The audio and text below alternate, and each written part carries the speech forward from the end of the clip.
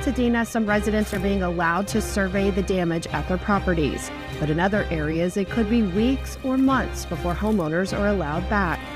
Officials say that's because there are simply too many hazards in the wildfire debris that need to be cleared first. While firefighters are getting better control of the Eaton and Palisades fire, there is still no official word on what caused them.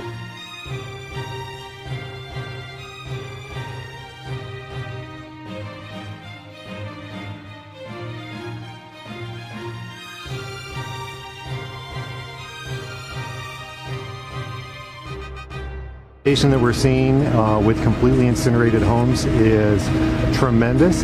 This, the staging area for the cadaver dogs that go home by home in the burn zones. The death toll from the Palisades and Eaton fires now 27, but expected to rise.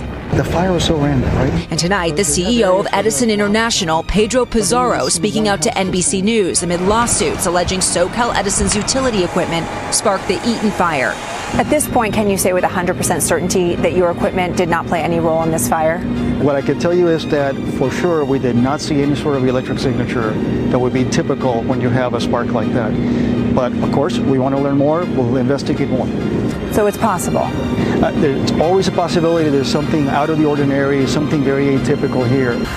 Videos and photos from Altadena residents show flames at the base of the transmission equipment minutes after the fire began, as winds gusted nearly 60 miles per hour in the area.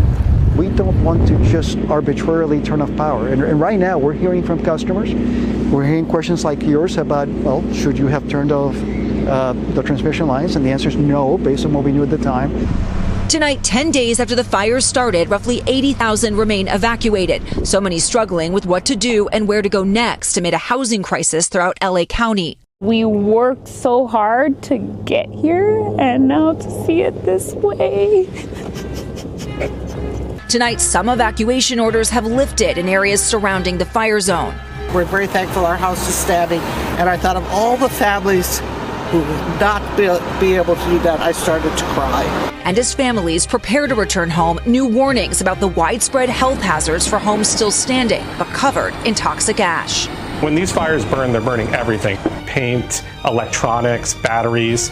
The main things we're concerned about are heavy metals, toxins, and asbestos. Another layer of anxiety as the fallout from this disaster grows. And Liz, we know people are anxious to get home, but even if they can get to their homes tonight, many can't stay.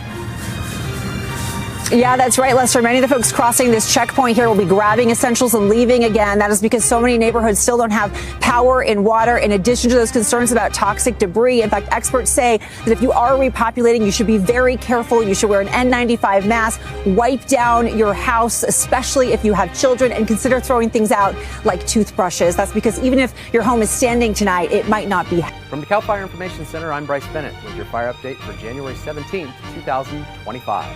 More than 16,590 personnel, including firefighters, law enforcement, and other emergency support personnel, continue to battle and support ongoing historic wildfires in Southern California.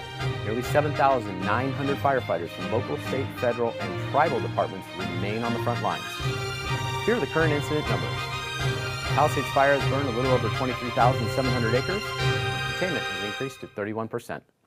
The Eaton fire stands at over 14,100 acres burned, with containment at 65%. Pre-positioning has continued to allow for the quick response to initial attack fires sparking across the region, including the rapid deployment of resources to 6 new initial attack incidents just yesterday within the now expired red flag area. These incidents were contained at a combined total of less than 1 acre. As firefighting efforts progress, some resources are being demobilized while new teams arrive to focus on mop-up operations, suppression repair, and containment lines. This includes thousands of firefighters from other states and countries, with a contingent from Israel joining the efforts yesterday. Officials are continuously reassessing the evacuation orders to ensure it's safe for residents to return home, while crews work around the clock with utilities to repair infrastructure and mitigate hazards like fallen trees and damaged utilities.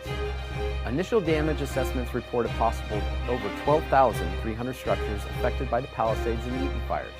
Confirmed structures damaged and destroyed are being reported at 12,105, currently ranking them as California's second and fourth most destructive fires.